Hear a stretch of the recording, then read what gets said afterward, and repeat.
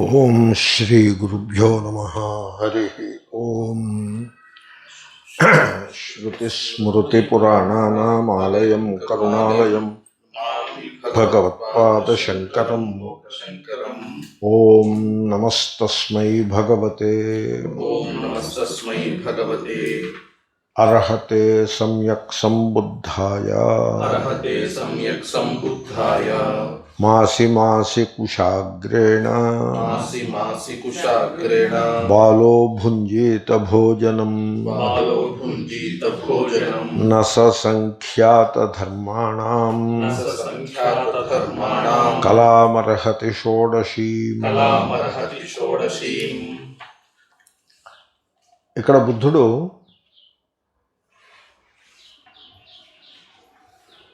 ఛాందసవాదముపై ఒక దండయాత్ర చేస్తున్నాడా అనిపిస్తుంది. ఛాందసవాదం ఎలా ఉంటుందంటే కిచెన్ రిలిజియన్ అని పేరు పెట్టారు చూడండి, వివేకానంద పెట్టాడు ఆ పేరు. దాన్ని ఇంకా బాగా ముందుకి తీసుకువెళ్ళినాడు రామతీర్థ. వాళ్ళిద్దరూ కూడా ఈ కిచెన్ రిలిజియన్ అనే టాపిక్ మీద బాగా గట్టిగా మాట్లాడినారు. అయితే వీళ్ళకంటే ముందు బుద్ధుడే మాట్లాడాడు అనిపిస్తుంది. ఛాందసవాదంలో ఫోకస్ అంతా భోజనం మీదే ఉంటుంది. ఎటువంటి ఫోకస్? భోజనం మీద ఫోకస్ ఉండడం. ఇప్పుడు నేను పాఠం చెప్తే భోజనం మీద ఫోకస్ పెట్టే పాఠం చెప్తూ ఉంటాను. పాఠంలో సందర్భం కల్పించుకుని భోజనం ఎలా చేయాలో చెప్తూ ఉంటాను. అయితే ఇక్కడ ఫోకస్ ఏమిటి? Nutrition and health. That is the focus. ఆ ఫోకస్ తోటి భోజనాన్ని గురించి మాట్లాడుతున్నాను. ఎందుకంటే ఆధునిక కాలంలో జనులు అధికముగా లభ్యమయ్యే ఆహారమును ప్రోగు చేసుకుని ఎక్కడ పడితే అక్కడ దొరుకుతుంది ఆహారం అధికంగా. ఎందుకంటే agriculture is industrialised, milk production is industrialised, everything has become industrial. Industrial అంటే అర్థం ఏంటో తెలుసునండి. దాని మూల సూత్రం అవసరమైన దానికంటే ఎక్కువ ఉత్పత్తి అని అర్థం. అంచేత కన్స్యూమర్స్ని వాళ్ళు ఎక్కువ కన్స్యూమ్ చేసి ఇట్లా వాళ్ళని ప్రోత్సహించాలి. అప్పుడే మీకు ఇండస్ట్రీలో చక్రాలు తిరుగుతూ ఉంటాయి. ఇప్పుడు కోకాకోలా ఉందనుకోండి, దీనికి కోకాకోలా కాన్స్పిరసీ అని పేరు. మీరు లిటరేచర్లో ఉంది, మీరు చదివితే తెలుస్తుంది. కోకాకోలా కాన్స్పిరసీ అని కోకాకోలా ఇంట్రడ్యూస్ చేసినప్పుడు ఏదో క్వార్టర్ అంటే డాలర్లో 4/4 ఒక బాటిల్ ఇచ్చేవాడు. సపోజ్ ఏదో ఉంది ధర, క్వార్టర్ కాకపోవచ్చు, ఇంకా తక్కువ అవ్వచ్చు. ఆ బాటిల్లో 75 ml అంతా ఉండేది. తర్వాత వాళ్ళు ఏం చేశారంటే 75 ml బాటిల్స్ని తీసేసి 200 ml బాటిల్స్ ఇంట్రడ్యూస్ చేశారు. తర్వాత దాని రుచిలో జనులు ఎక్కువ తాగేందుకు అనుకూలంగా రుచిలో మార్పులు చేశారు. దీన్ని కోకాకోలా కాన్స్పిరసీ అంటారు. మీరు చదివితే తెలుస్తుంది మీకు. కాబట్టి కోకాకోలా అసలు అవసరమే లేదు దాన్ని ప్రొడ్యూస్ చేయటం, అవసరం లేని దాన్ని మార్కెట్లో పెట్టడం. అట్లాంటాలో కోకాకోలా కంపెనీలో గంట అయ్యేప్పటికీ 1 million బాటిల్స్ వస్తాయి పైకి. 1 million బాటిల్స్ వాళ్ళ కెపాసిటీ. అది వాళ్ళు కన్సంప్షన్ కనుక సరిగ్గా లేకపోతే కెపాసిటీ తగ్గించి వాడుకోవచ్చు, తగ్గించవచ్చు. బట్ అదర్వైజ్ వాళ్ళ capacity 1 million bottles per hour. అంచేత వాళ్ళు ఆ లెవెల్లో తయారు చేస్తుంటే జనాలు కొద్దిగా తాగితే నాకుమలాగా ఓ బాటిల్ తెచ్చుకొచ్చి దాన్ని 15 రోజులు తాగాడు అనుకోండి, రిఫ్రిజిరేటర్ పెట్టి కొంచెం అది అక్కడ ఇండస్ట్రీకి అది వర్కౌట్ కాదు.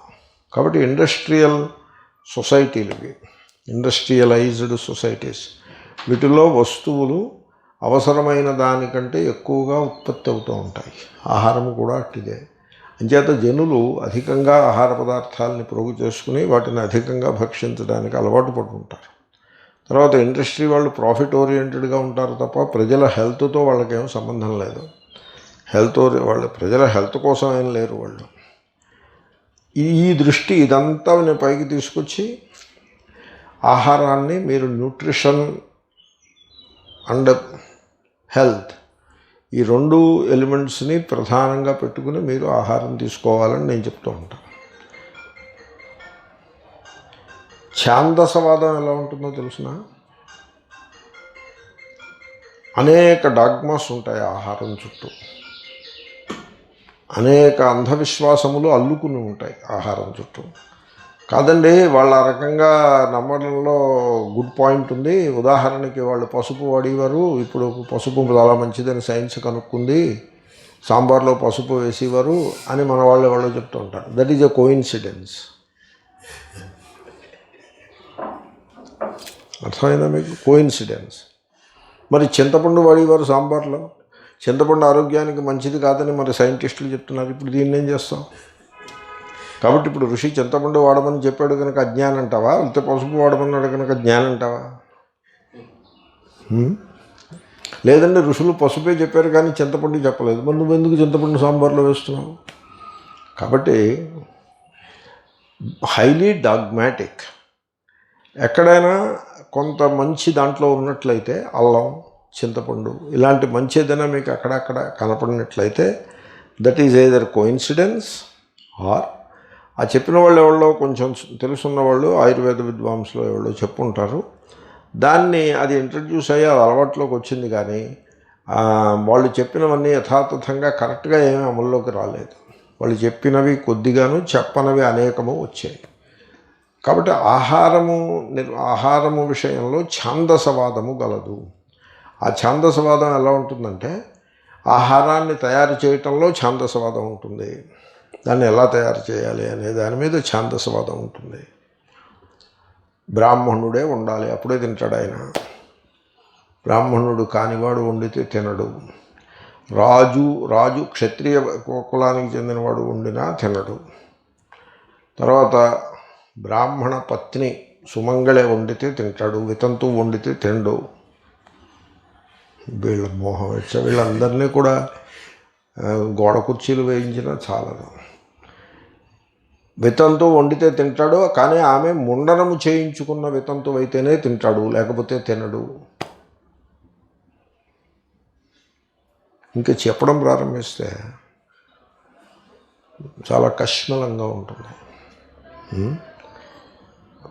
తర్వాత ఇత్తడి గిన్నెలో వండిందే తింటాడు, స్టీల్ గిన్నెలో వండింది తినడు. నేను అడిగాను, స్టీల్ గిన్నెలో వండితే మీ సొమ్ము ఏం పోయిందండి? ఎందుకంటే ఈ కుక్కర్లో అవి ఎలాయిస్ అవి, వాట్ ఈజ్ యువర్ ప్రాబ్లం? కుక్కర్లో వండితే తినడం. సిబ్బిరేకు స్టీల్ గిన్నె పెట్టి ఉండాలి, ఇత్తడి గిన్నె పెట్టి ఉండాలి, ఉండి వార్చి వడ్డిస్తే తింటాడు. నీకు తెలీదు, ఇతరులు చెప్తే వినవు, అజ్ఞానానికి పరాకాష్ఠ. ఆయన అదే అంటున్నాడు, నస సంఖ్యాత ధర్మాణం కలామర్హతి షోడశి. మేము చెప్పిన ధర్మములు, మేము ఏవైతే చెప్పామో ఇంతకుముందు వాటిలో 16వ వంతు కూడా వీడికి తెలియదు అంటున్నాడు ఆయన. వాడికి ఏం చెప్పినా తెలీదు. నీకెందుకురా, ఇత్తడి గిన్నెలో వండితే నీకెందుకు, స్టీల్ గిన్నెలో వండితే నీకెందుకు, నీకు కంచంలో వడ్డించారు, నువ్వు చక్కగా రుచి చూసుకుని తిను అంటే తిండు. ఇత్తడి గిన్నెలోనే ఉండాలి. నేను అడిగాను, ఏమంటే ఇత్తడి గిన్నె ఏమిటండి మీ సమస్య ఏమిటండి అని అడిగాను. అడిగితే ఆ స్టీల్ గిన్నెలో ఇనుము ఉంటుంది, ఇనుము దాంట్లో తినకూడదండి. ఇత్తడిలో ఇనుము ఉంటుందా బాబు? ఇత్తడిలో ఇనుము ఉంటుంది, అది ఎలా, అది లోహమిశ్రమం, దాంట్లో ఇనుము ఉంటుంది, 5-10% దాంట్లో ఐరన్ ఉంటుంది. ఏమన్నమాట ఇది? పీట మీద కూర్చుని భోజనం చేస్తాడా? ఆ పీటకి ఇత్తడి మేకులు ఉంటేనే తింటాడు, ఇనుప మేకులు ఉంటే తింటాడు. మీరు చూడలేదు, నేను చూశాను. ఛాందసవాదంలో అంటే వీళ్ళు psychologically ill people, they need to be put in some psychiatric clinic. Psychologically degenerate people.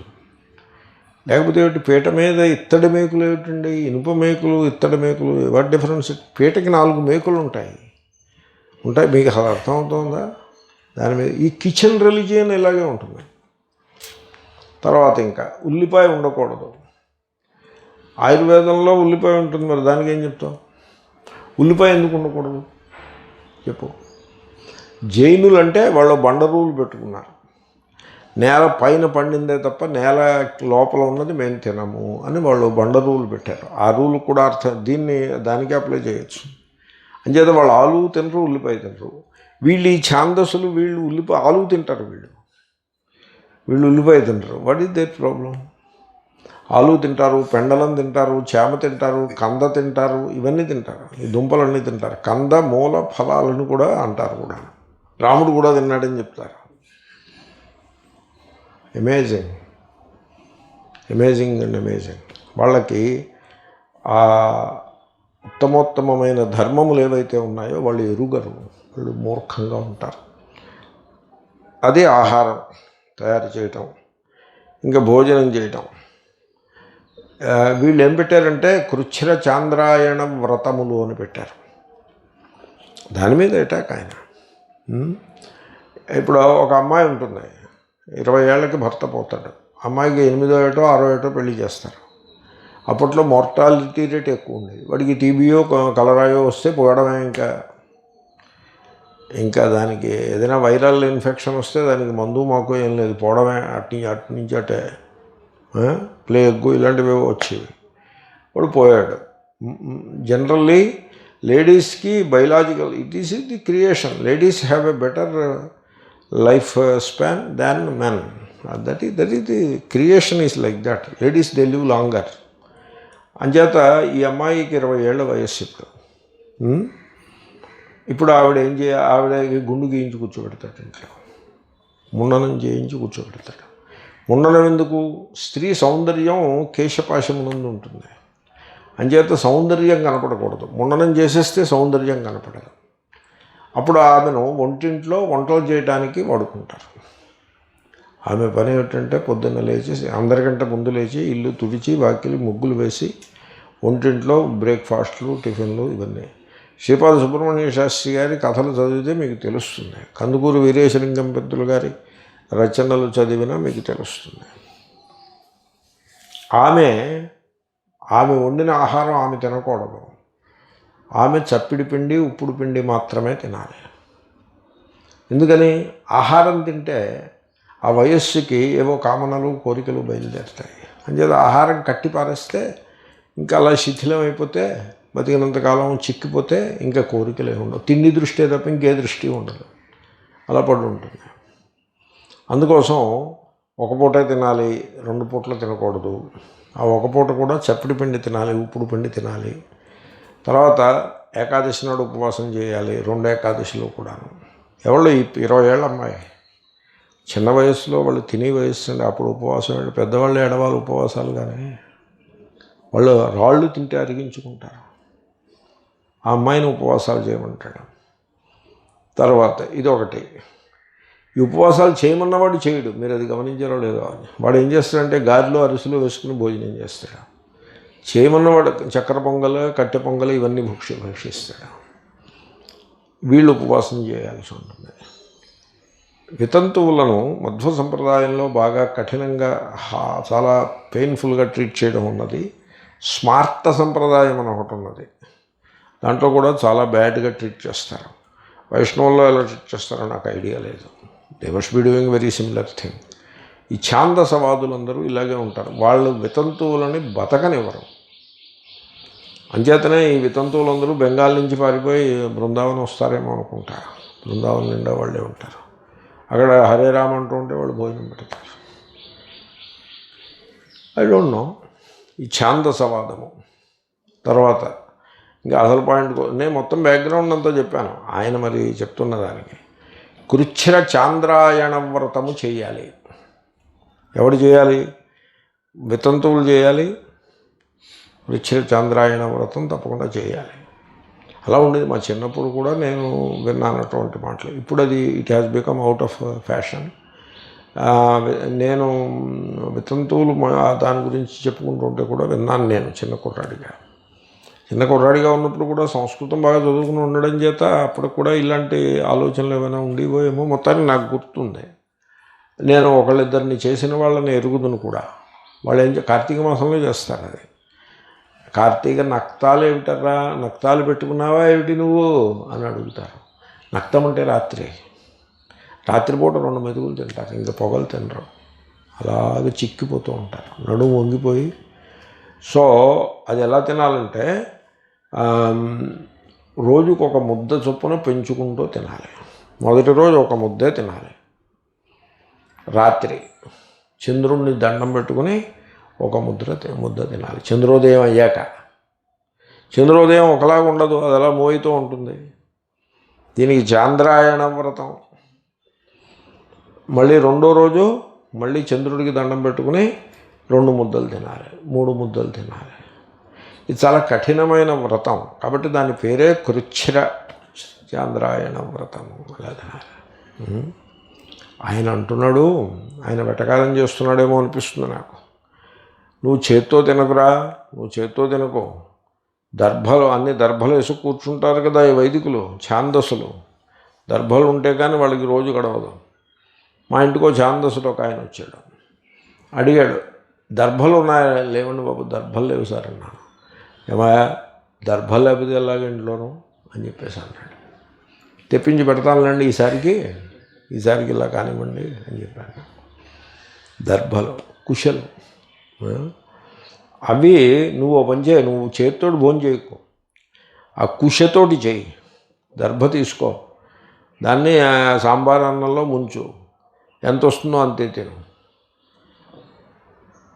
తినలా చేయి. చేస్తే ఏమవుతుంది? మోక్షం వస్తుంది. ఏమీ రాదు, నీరసం వస్తుంది. మోక్షం కాదు వచ్చేది.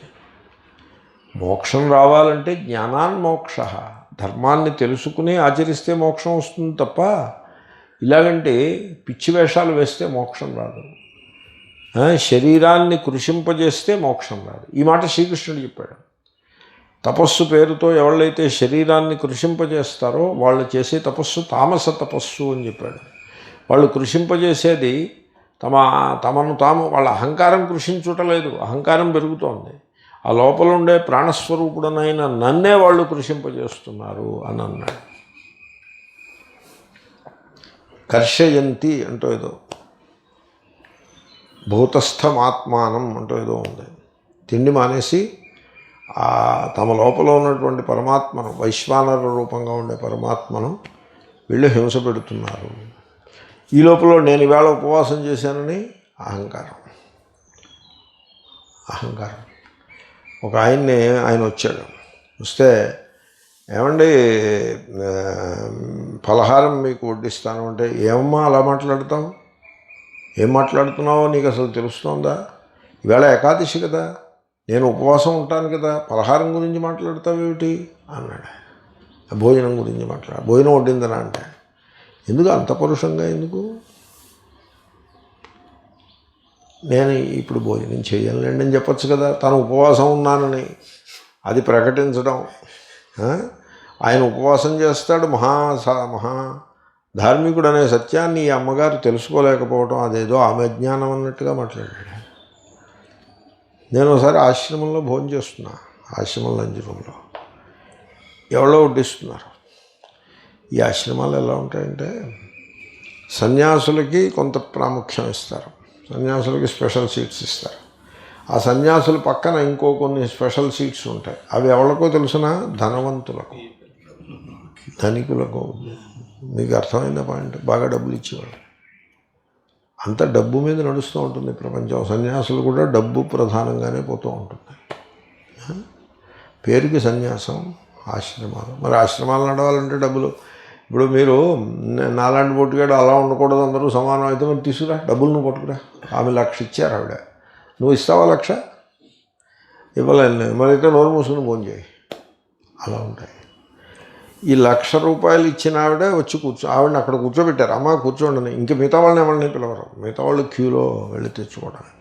ఈ 1,00,000 రూపాయలు, 5 లక్షలు, 10 లక్షలు ఇచ్చిన అమ్మగారు అక్కడ కూర్చున్నారు. నేను ఎరుగుదును, ఈ ధోరణులన్నీ నేను ఎరుగుదును. ఆ వడ్డించి వాళ్ళు మాకు వడ్డిస్తున్నాడు. ఏదో పట్టుకొచ్చాడు, జిలేబీ ఏదో పట్టుకొచ్చాడు. ఓ ముక్క అంటే చిన్న ముక్క వేరే, నాకన్నా ముక్క వేసా. ఆవిడ్ని అమ్మ జిలేబీ అని ఆఫర్ చేశాడు. ఆఫర్ చేస్తారుగా, ఏమంటే అలాగా మామూలుగా ఆఫర్ చేశాడు.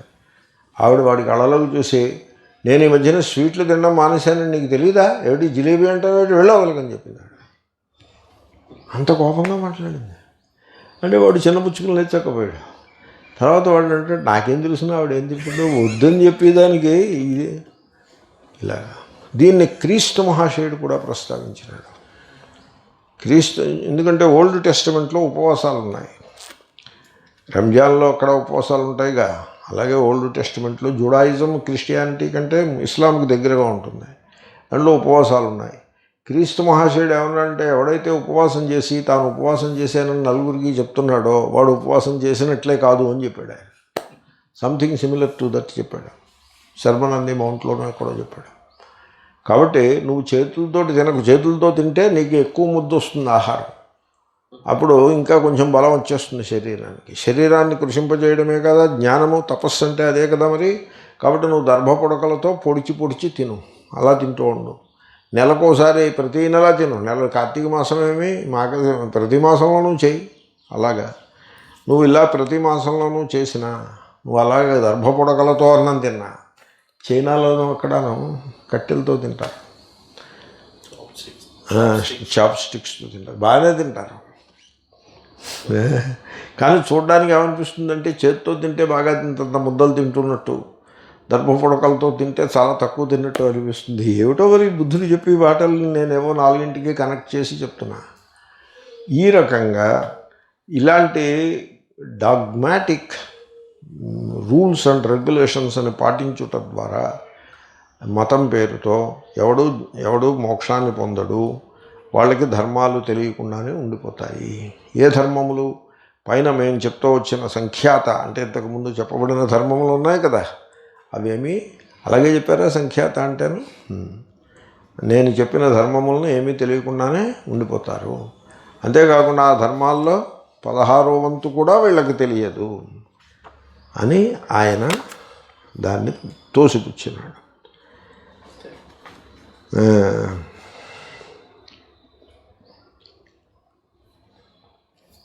అది ధర్మాణం అన్నాడు ఆయన. ట్రాన్స్లేట్ చేసేప్పుడు కూడా అంటే జాతో ఏకవచనం కింద తీసుకోవాల్సి ఉంటుంది. సో పైన చెప్పిన జ్ఞానమును వీళ్ళు పొందరు. ఇలాంటిదే ఇంకొకటి కూడా ఉన్నది. ఇలాంటిదే మా భారతంలో భోజనం గురించి ఛాందసవాదులలో భోజనమే కాకుండా ఈ స్నానము గురించి కూడా చాలా పెడతారు. వాళ్ళు స్నానం చేస్తారు. స్నానం ఎలా చేయాలో తెలిసిన అంగవస్త్రం కట్టుకుని చేయాలి, నగ్నంగా స్నానం చేయకూడదు. Maybe that is nice, that is fine.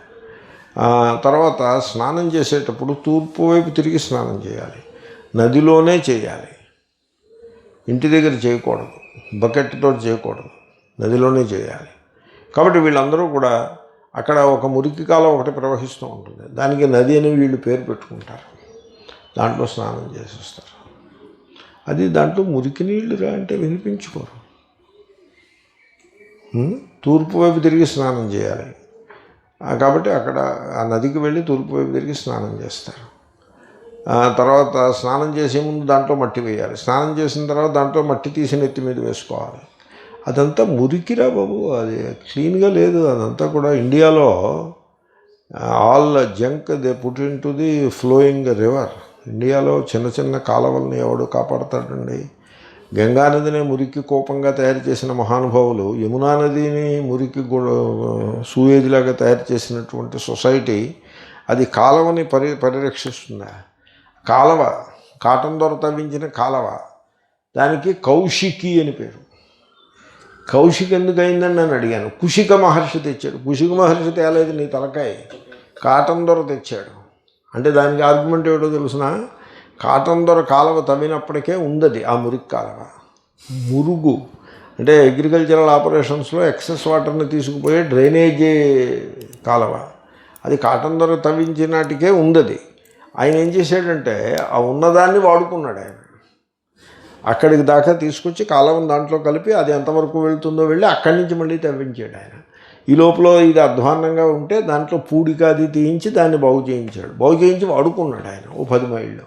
కాబట్టి అది కుషిక మహర్షి పెట్టాడు. ఏది ఈ మురికి తట్టని కుషిక మహర్షి పెట్టాడు, మిగిలింది కాటన్ పెట్టాడు.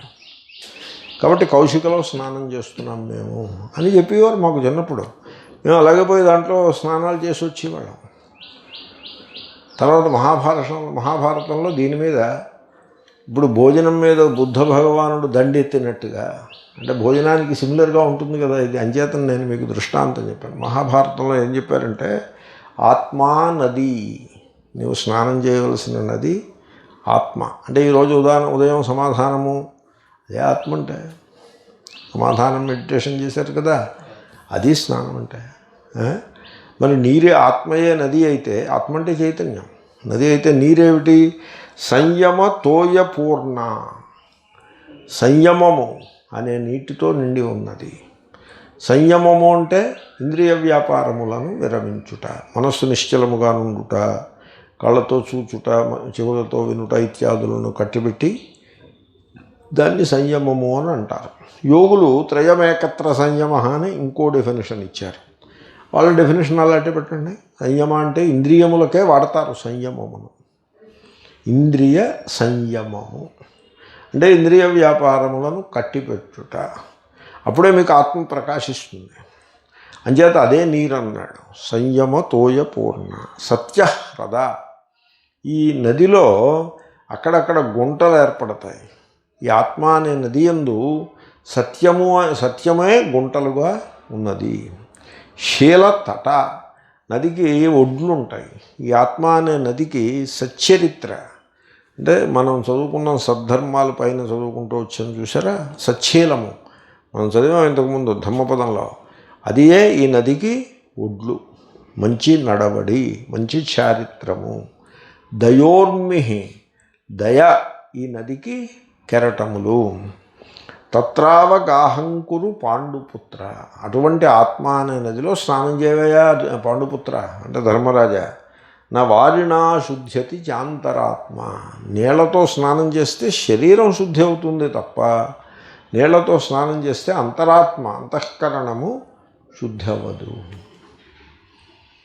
మీకు మనస్సు శుద్ధి అవ్వాలంటే ఏమన్నా మనస్సు శుద్ధి అవ్వాలండి. మనస్సు శుద్ధి అవ్వాలంటే మీరు ఆ ధ్యానము అనే నదిలో స్నానం చేయాలా, ఆత్మధ్యానము నిధిధ్యాసనం అని అంటారు, దాంట్లో స్నానం చేయాలా, లేక వెళ్ళి అక్కడ నది ఉన్నది నదిలో స్నానం చేయాలా? మరి ఇది సమస్య, ఈ ప్రశ్న సమస్య ఇది. మీరు మామూలు ఛాందసవాదులను అడిగితే ఏం చెప్తారు? నదిలో స్నానం చేయాలని చెప్తారు. నదిలో స్నానం చేస్తే అంతఃకరణం శుద్ధి అవుతుందని కూడా చెప్పట్లేదు వాళ్ళు. ఇప్పుడు అంతఃకరణం శుద్ధమవుతుందా నదిలో స్నానం చేయి అని చెప్పట్లేదు. అని చెప్తే నేను కొంతవరకు సంతోషిస్తా. ఎందుకంటే యాజ్ ఎ టాపిక్ అంతఃకరణ శుద్ధి అనేదాన్ని మనం పరిగణిస్తున్నాము. అంతఃకరణ శుద్ధి అంటే ఏమిటి? అసూయ లేకుండుట, సత్యమును పలుకుట, ఇతరుల ఎడల హింసను చేయకుండుట, అదే హింసాభావన లేకుండుట, జలసీ లేకుండుట, దయను కలిగి ఉండుట, ఇది అంతఃకరణ శుద్ధిలోకి వస్తుంది. మీరు నదీ స్నానం పుష్కర స్నానం చేస్తే అంతఃకరణం శుద్ధం అవుతుందని కూడా వీళ్ళు చెప్పట్లేదు. ఈవెన్ ఆ కొద్దిపాటి వివేకాన్ని కూడా పెట్టుకోవట్లేదు. మీకు ఏమి శుద్ధి అవుతుంది నదీ స్నానం చేస్తే? ఇంతకుముందు చేసిన పాపాలన్నీ కడిగి వేయబడతాయని చెప్తున్నారు. దీన్ని ఆర్య సమాజ సంస్థాపకులైన దయానంద సరస్వతి గారు ఎపీస్మెంట్ పాలసీ అని వర్ణించినారు. ఈ మతాలన్నీ ఈ పని చేస్తాయి, ఎపీస్మెంట్ చేస్తాయి. నువ్వు ఎన్ని పాపాలు చేసావో అన్నీ పోతాయి ఇక్కడ స్నానం చేస్తే అని చెప్తాడు వాడు. పాపాలు పోతాయని చెప్తాడు తప్ప నీ అంతఃకరణం శుద్ధం అవుతుందేమో చూసుకో అని చెప్పడు. పాపాలు పోతాయి అంటే మళ్ళీ చేయొచ్చు అన్నమాట. పాపాలు మళ్ళీ వచ్చి స్నానం చేస్తే మళ్ళీ పోతాయి అని. నదిలో స్నానం, ఫలానా రోజు స్నానం, ఫలానా టైంలో స్నానం అని ఇంక దాన్ని అలా పెంచుకుంటూ పోయి ఆయా సమయాల్లో ఆయా నదుల్లో ఆయా స్థానములలో ఆయా సందర్భములలో ముహూర్తములలో స్నానాలు చేసేస్తే మీ పాపాలన్నీ పోతాయి. ఏమంటే you need not account for your wrong mistakes, you need not account for that. Or at least మీ హృదయంలో నేను తప్పు చేశాననే పశ్చాత్తాపం కూడా అక్కర్లేదా? అది కూడా అక్కర్లేదు. పశ్చాత్తాపం అక్కర్లేదు.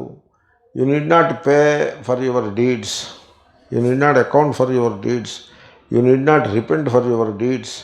నదీ స్నానం చేసేస్తే సరిపడుతుంది. ఎక్కడి నుంచి పట్టుకొచ్చారండి ఇదంతా? ఈ రకమైన అపీస్మెంట్ పాలసీ మీరు ఎక్కడి నుంచి పట్టుకొచ్చారు? జనరల్లీ నేను ఇంతకుముందు 2 చెప్పాను. ఒకటి చెప్పాను ఏమిటి, ఇల్లిటరేట్ పీపుల్ ఎవరైతే ఉంటారో వాళ్ళకి 2 మార్గాలు ఉన్నాయి. ఒకటి politics, 2 God man. God man అయిపోవచ్చు. గాడ్ మ్యాన్ అయితే ఏదో చెప్తూ ఉండొచ్చు, ఏదో ఒకటి చెప్తూ ఉండొచ్చు. మీకు ఈ టీవీ ఛానల్స్లో గాడ్ మ్యాన్లు వచ్చి చెప్తూ ఉంటారు. వేషమే ఉంటుంది దిట్టంగా, ఇంకేం ఉండదు, లోపల గుజ్జే ఉండదు. చెప్పి మాటలన్నీ కూడా చాలా సందర్భంగా అశాస్త్రీయంగా ఉంటాయి. కడుపు చించుకుంటే కాళ్ళ మీద పడుతుంది అన్నట్టుగా ఉంటుంది. ఏమీ అస్సలు బాగులేదు, చాలా వెగటు కలిగించేవిగా ఉన్నాయి. వాళ్ళతోటి ఫోన్ చేసి చెప్పాను ఎడిటర్కి, ఏమీ బాగులేవురా ప్రోగ్రాము, ఏమీ బాగులేదు, కొంచెం ఇంప్రూవ్ చేయి. ఫలానా ప్రోగ్రాము మరీ అధ్వాన్నంగా ఉంది, దాన్ని ఇంప్రూవ్ చేయి. ఈ మంత్రమును పఠించుడు అని అక్కడ మంత్రాన్ని వాడు రాస్తాడు స్క్రీన్ మీద, దాంట్లో తప్పులు ఉంటాయి. నా where are you taking people అని నేను ఫోన్ చేసి చెప్పాను. వాడేం పట్టించుకోడు. కాబట్టి ఇల్లిటరేట్ పీపుల్ అందరూ చేరి మీరు పని చేయండి. పెద్ద పెద్ద రిలీజియస్ పీపుల్కి వాళ్ళ క్వాలిఫికేషన్స్ ఏమిటో మీరు ఒకసారి why don't you do some such study, why don't you do. Big following ఉన్నటువంటి religious people who preach dogma, not doctrinal philosophers. వాళ్ళు ఏదో కొంత చదువుకుని ఉంటారు. డాక్ట్రినల్ ఫిలాసఫర్ అంటే చదువుకుని ఉంటారు. వీళ్ళు dogmatic people who are committed to a particular sect of religious thinking and then they propagate it. వాళ్ళందరి మీరు పేర్లు రాసుకుని వాళ్ళ ఎడ్యుకేషనల్ క్వాలిఫికేషన్స్ ఏమిటో ఎంక్వైరీ చేసుకోండి. మీరు ఒక్కడు 10th క్లాస్ పాస్ అయిన వాడు ఒక్కడు కనపడ్డాడు. 10th class or intermediate drop అవుట్లు అందరూ కూడా. పోనీ సంస్కృతం చదువుకోవచ్చు కదా, ఎక్కడ చదివారు సంస్కృతం వీళ్ళు? ఎక్కడ ఏదో ఒక శ్లోకం అనమనండి, నేను చూస్తాను. నిన్న ఒక కుర్రాడు నా దగ్గర ఒక శ్లోకం చెప్పాడు, చాలా బాగా చెప్తున్నాడు శ్లోకాలు. ఆపదామపహర్తారం దాతారం సర్వసంపదం అన్నాడు. నేను తప్పన్నా, కరెక్ట్ చేసుకోమన్నా, సర్వసంపదాం అని కరెక్ట్ చేసుకోమన్నా. అంటే ఆ కుర్రాడు తండ్రి కేసు చూస్తున్నాడు. ఎందుకని? తండ్రికి సంస్కృతం వచ్చు కొద్ది గొప్ప. సర్వసంపదాం అని చెప్పాడు ఆ కుర్రాడికి. వాడు అలాగే నేర్చుకున్నాడు. అయితే మళ్ళీ వీడు స్కూల్కి వెళ్ళాడు.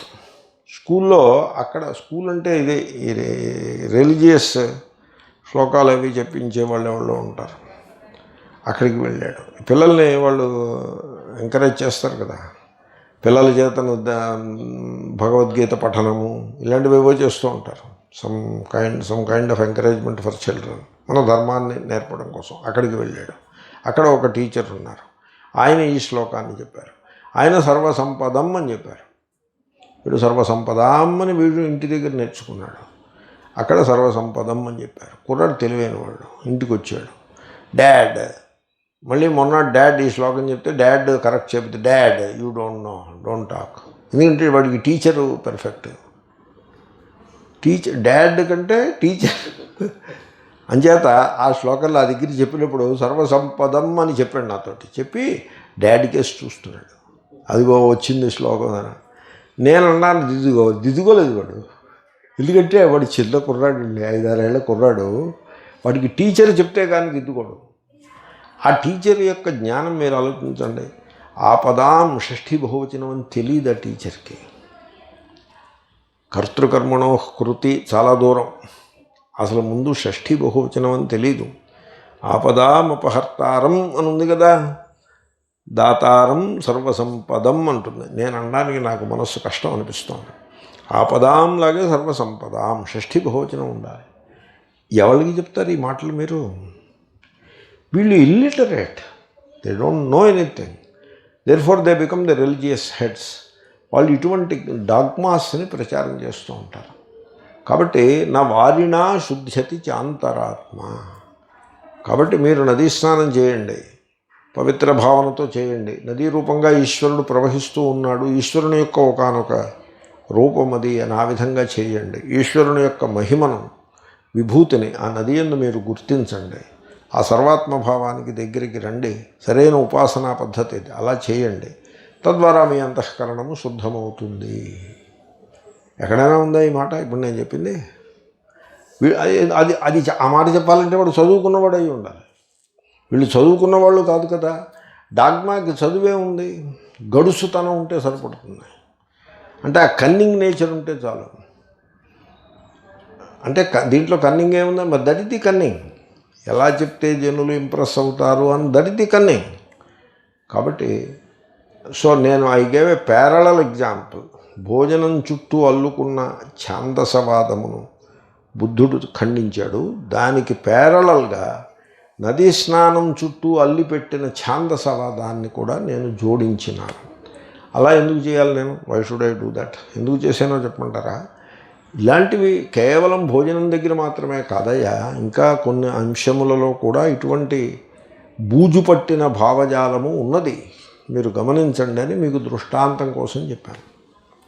ఓకే, ఇలాగంటి ఛాందసవాదంలో ఉండి ఆ భోజనాన్ని వాళ్ళు అనుకుంటున్న ఒక డాగ్మాటిక్ బిలీఫ్ సిస్టమ్కి అనురూపంగా భోజనం తింటూ ఇలాగ ఇక్కడ అక్కడ సందర్భాన్ని బట్టి స్నానాలు అవి చేస్తూ ఉంటే వాడికి ఆ ఆత్మధర్మము వాడికి తెలిసిపోతుందా? అదే 16వ వంతు కూడా వాడికి తెలియదు. వాడు ఇలాగంటి భోజనాలు ఎన్ని చేసినా, అలాగంటే స్నానాలు ఎన్ని చేసినా వాడు అజ్ఞానంలోనే ఉంటాడు, సంసార బంధంలోనే మిగిలి ఉంటాడు. ఈ ఆత్మానది అనే శ్లోకం మహాభారతం శాంతి పర్వంలో ఎక్కడో ఉంది. దాని రిఫరెన్స్ కూడా తీస్తే బాగుంటుంది, ఎప్పుడైనా తీద్దాం. ఈ శ్లోకాన్ని మనం అన్వయం చేద్దాము. మాసి మాసి కుశాగ్రేణ బాలో భుంజీత భోజనం నస సంఖ్యాత ధర్మాణం కలామర్హతి షోడశీం. మాసి మాసి మాస్ శబ్దం, మాస్ సప్తమి ఏకవచనం మాసి, మాసమునందు. మాస్ మాస అకారాంత శబ్దము ఉంటుంది, సకారాంతము ఉంటుంది.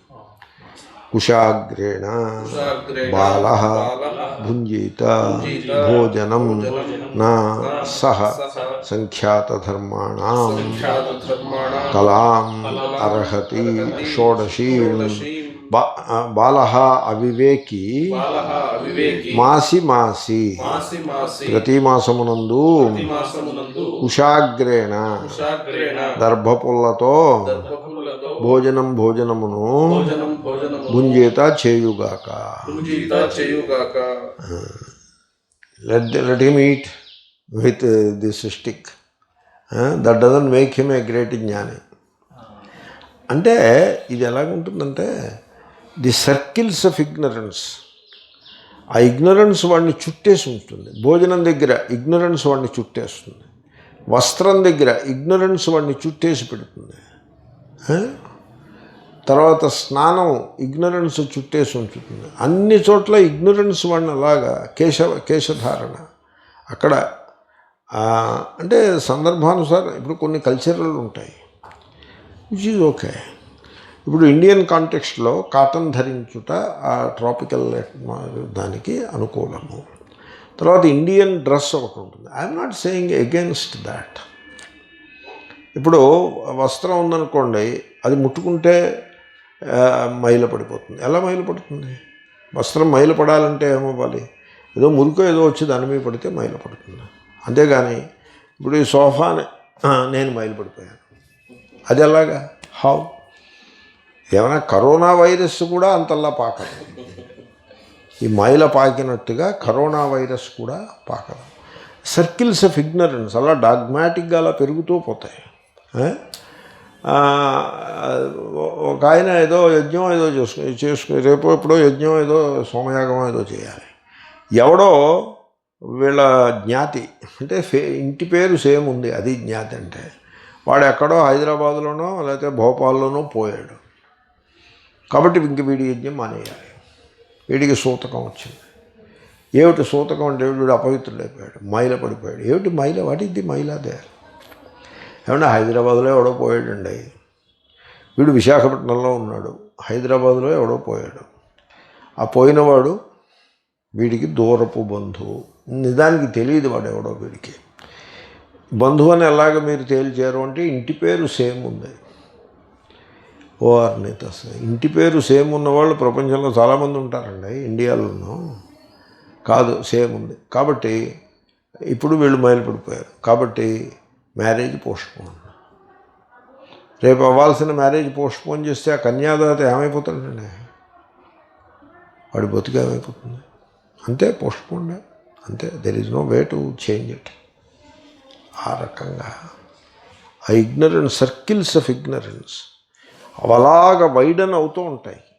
లైఫ్లో అనేక ఆస్పెక్ట్స్ అనేవి చుట్టేస్తూ ఉంటాయి. Ever widening circles of ignorance. How to relate with this person, వాడు కులం ఏమిటి, వాడి మతం ఏమిటి, అలాగ డాగ్మాటిజం అలా పెరుగుతూ పోతుంది. How to relate with ladies, there is dogmatism. ఈ భోజనం దగ్గర మాత్రమే ఉందని మీరు అనుకోవద్దు. ఇట్ ఈజ్ ఉపలక్షణం. అది అలాగ పెరుగుతూ పోతాయి. సహా అట్టి అవివేకి సంఖ్యాత ధర్మాణం, పైన చెప్పబడిన ధర్మముల యొక్క షోడశీం 16వ కలాం అంశను కూడా నా అర్హతి, అర్హుడు కాడు. అది ఆ పైన చెప్పిన ధర్మములకు వీడు అర్హుడు కానే కాడు. చూడండి, ఈ అజ్ఞానం ఎలా ఉంటుంది, అజ్ఞానం ఎలా ఉంటుందో తెలుసునండి. అంటే ఆత్మ తెలియలేదు, ఆత్మ బ్రహ్మ పూర్ణము అభిన్న నిమిత్తోపాదానము అది తెలియలేదు, అది కాదు అజ్ఞానం అంటే. అది ఊరికే దేర్ ఆల్ సమ్ ఐడియాస్. ఇప్పుడు ఐడియాస్ వాడికి లేవు కాబట్టి వాడు అజ్ఞానం నేను అంటలేదు. వై హీఈస్ అజ్ఞాని? బాలహ, హీఈస్ కాల్డ్ బాలహ. Why? Because he is full of false ideas. That is how it is. False ideas అవి జీవితంలో ప్రతి అడుగులోనూ అవి ప్రవేశించి ఆ ట్రబుల్లో పెట్టేస్తూ ఉంటాయి. False ideas. ఇప్పుడు 30 ఏళ్ల మొగాడు పోయాడు అనుకోండి, భార్య 25 ఏళ్ళు అనుకోండి, ఆవిడ భర్త పోయాడనే దుఃఖంలో ఆవిడ ఉంటుంది. 7వ రోజు ఈ పెద్దలందరూ కలిసి ఆవిడ్ని ఊరి బయట చెరువు దగ్గరికి తీసుకెళ్ళి అక్కడ ఒక తడకలు కట్టించి ఆ తడకల లోపల ఆవిడ్ని కూర్చోబెట్టి ఓ మంగళాన్ని పిలిపించి ఆవిడికి ముండనం చేస్తారు 7వ రోజు. ఆవిడికి ఎలా ఉంటుందండి? క్యాన్సర్ వ్యాధి వచ్చిన వాళ్ళకి, లేడీస్కి కెమోథెరపీ అవి చేసినప్పుడు, న్యూక్లియర్ థెరపీ చేసినప్పుడు జుట్టు ఊడిపోతుంది. ఆ లేడీస్ వాళ్ళకి ఉన్న ట్రామా, ఆ మెంటల్ ఎఫ్లెక్షన్లో, సారోలో ప్రధానాంశం జుట్టుట. ఆ జుట్టు ఊడిపోయిన ముఖం చూసుకుని ఆ స్త్రీ కుమిలిపోయి ఆమె క్యాన్సర్ వల్ల చచ్చిపోకపోవచ్చు, ఈ మానసిక దుఃఖంతో చచ్చిపోవచ్చు అని రాశారు. అది స్త్రీకి ఆ జుట్టు అన్నది it is very precious. It is దాన్ని మీద అటాక్ చేసేయటం డాగ్మా పేరుతోటి, మతం పేరుతోటి. వై? బికాజ్ దానికి ఆ జుట్టుకి ఏమైనా పేరు పెట్టారో తెలుసునా? మరి మీరు ఇవన్నీ వింటే ఆశ్చర్యపోతారు. ఆ జుట్టుకి భర్తృబంధము అని ఒక పండితుడు చెప్పాడు నాకు. జుట్టు కాదురా అది, భర్తృబంధము. సంస్కృతం వచ్చుగా నాకు. అది భర్తకి బంధము అంటే ఏమిటి? భర్తకి బంధం ఎలా అయింది? వాడు స్వర్గానికి పోవడానికి ఈవిడ జుట్టు అడ్డు. ఈవిడ జుట్టు తీసేస్తే 7వ రోజుని వాడు స్వర్గానికి దగ్గరైపోతాడు, స్వర్గానికి పోతాడు. ఈవిడ జుట్టు తీయలేదనుకోండి, వాడు స్వర్గానికి వెళ్లకుండా మధ్యలో వేళ్లాడుతూ ఉంటాడు. అంచేత జుట్టు తీసేయాలి. ఆ ఐడియాని మీరు ఏమంటారు? Is it a good idea or a false idea? False idea. ఇలాంటి ఐడియాస్ అనేకం పెట్టుకుని కూర్చుంటారు. ఛాందసవాదం అంటే ఏమిటనుకుంటున్నారు మరి? ఇది this is what is called బాలహ. బాలహ అంటే అర్థం అది. కాబట్టి అటువంటి వాడు ఆత్మస్వరూపాన్ని తెలుసుకోలేడు. దీని మీద ఓ ప్రశ్న ఉదయించవచ్చు. ఏమండి, మీరు ఆత్మస్వరూపం గురించి చెప్పండి, ఆత్మజ్ఞానం గురించి చెప్పండి, ఈ డాగ్మాస్ అన్నీ మీరు ఎందుకు చెప్తారు అనే ప్రశ్న ఉదయించవచ్చు. నిజానికి జ్ఞానము గురించి చెప్పేది ఏమి ఉండదండి. జ్ఞానం గురించి చెప్పేది ఏమి ఉండదు. జ్ఞాని ఫలానా విధంగా ఉంటాడు అని చెప్పే చిహ్నములు ఏమి ఉండవు జ్ఞానికి. మీకు ఏం చెప్పినా అజ్ఞానం గురించే చెప్పాలి. తర్వాత మీరు గుర్తుపట్టేప్పుడు కూడా జ్ఞానాన్ని గుర్తుపట్టడం ఉండదు. ఈయన జ్ఞానము గలవాడు అని గుర్తుపట్టడం ఉండదు. ఇప్పుడు ఫిజిక్స్ ప్రొఫెసర్ నడిచి వెళ్తూ ఉంటాడు, ఈయన ఫిజిక్స్ ప్రొఫెసర్ అని ఎలా గుర్తుపడతారు? కానీ ఆయనకి మరి సంస్కృతం ఏమీ రాదని ఎలా గుర్తుపడతారు? గుర్తుపట్టేయచ్చు. ఏమీ లేదు, ఆయన ఒక్క శ్లోకం చదివితే నేను గుర్తుపట్టేస్తాను. ఒక్క శ్లోకం. నేను ఒక సోకాళ్ళ ఆచార్య మీట్ అయ్యాను. ఆచార్య, అది the country club Vedantan Acharya. He is the king of particular town. టౌన్లో ఆయన ఆశ్రమం పెట్టుకున్నాడు, 3-4 అంతస్తుల భవంతి కట్టాడు. అక్కడ వేదాంత పాఠాలు చెప్తూ ఉంటాడు, తత్వబోధ ఇత్యాదులన్నీ చెప్తూ ఉంటాడు, భగవద్గీత కూడా చెప్తూ ఉంటాడు.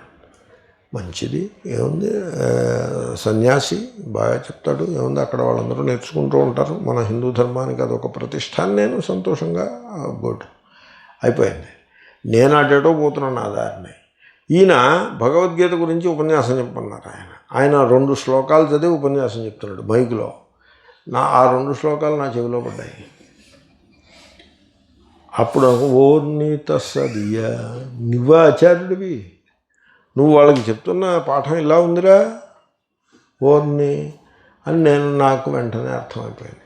ఇప్పుడు జ్ఞానిని ఎలా గుర్తుపడతారు? గుర్తుపట్టలేరు. అజ్ఞానాన్ని గుర్తుపట్టడానికి ఆరక్షణం పట్టదు. కాబట్టి ఏమిటండి డాగ్మాని పట్టుకుని అలాగా దులిపేస్తున్నారని మీరు కంప్లైంట్ చేయకూడదు. జ్ఞానం యొక్క మహిమను వర్ణించేది పెద్ద ఎక్కువ ఏమి ఉండదు. అది అనుభవైక వేద్యం. కేవలము అజ్ఞానమును దులపడమే ఉంటుంది. ఎందుకురా ఈ అజ్ఞానాన్ని దులపడం అంటే అది మనం దూరం పెట్టుట కొరకు, దాన్ని గుర్తుపట్టి ఇటువంటి దోషం మనలో ఏదైనా ఉన్నట్లయితే మనం దాన్ని దూరం పెట్టాలి. అందరినీ కరుణతో ప్రేమతో చూడాలి తప్ప వాళ్ళని జెండర్ పేరుతోటి, కులం పేరుతోటి డిస్క్రిమినేట్ చేయటం, ఎక్స్ప్లాయిట్ చేయటం, అటువంటి పొరపాట్లు చేయకూడదు. ఉదాహరణకు నేను ఇంకా ముగించే ముందు నేను చెప్పేది, ఉదాహరణకు యాజ్ఞవల్క్యుడు, మను మహారాజ్ మొదలైన స్మృతికారులు ఎవళ్ళు కూడా బాల్య వివాహాన్ని సమర్థించలేదు. వాళ్ళు బాల్య వివాహాన్ని వాళ్ళు రికమెండ్ చేయలేదు. వాళ్ళు యుక్త వయస్సు వచ్చిన వివాహాన్ని రికమెండ్ చేశారు. కానీ బాల్య వివాహం తరువాతి కాలంలో ఈ ఛాందసవాదులచే ప్రవేశపెట్టబడినది. మరి దాన్ని ఖండించాలా అక్కర్లేదా? అలాగే స్త్రీ పునర్వివాహాన్ని మనువు, యాజ్ఞవల్క్యుడు, పరాశరుడు వీళ్ళందరూ కూడా అంగీకరించారు. పునర్వివాహమర్హతి అని చక్కగా వాళ్ళు చెప్పారు. కొన్ని పరిస్థితులు చూపించి ఈ పరిస్థితుల్లో స్త్రీకి మళ్ళీ వివాహం ఎలవ్ చేశారు, పురుషుడికి ఎలవ్ చేసినట్టుగానే. కానీ తరువాతి కాలంలో ఛాందసవాదులు డాగ్మాటిజం బాగా ప్రవేశపెట్టి స్త్రీకి పునర్వివాహ యోగ్యత లేదు అంటూ ఓ పెద్ద యుద్ధాన్నే ప్రకటించినారు. తర్వాత వైధవ్యము, జుట్టు తీసివేయుట ఇవన్నీ కూడా ఛాందసవాదులు ప్రవేశపెట్టినటువంటి అత్యంత హేయమైన, గర్హనీయమైన అలవాట్లే తప్ప మరొకటేం కాదు. వీటన్నిటిపై భగవాన్ బుద్ధుడు ఈ భోజనం అడ్డుపెట్టుకుని ఆయన దండయాత్ర చేసినాడు. భోజనం చేసే వాళ్ళని ఛాందసభావం, భోజనం చుట్టూ అల్లుకుని ఉన్న ఛాందసభావాలను ఆయన చాలా సున్నితమైన పదజాలంతో చెప్పినాడు. నేను బహుశా అంత సున్నితంగా చెప్పలేకపోయానేమో, మీరు గమనించగలరు. ఓం పూర్ణమదః పూర్ణమిదం పూర్ణస్య పూర్ణమాదాయ పూర్ణమేవావశిష్యతే. ఓం శాంతి శాంతి శాంతి.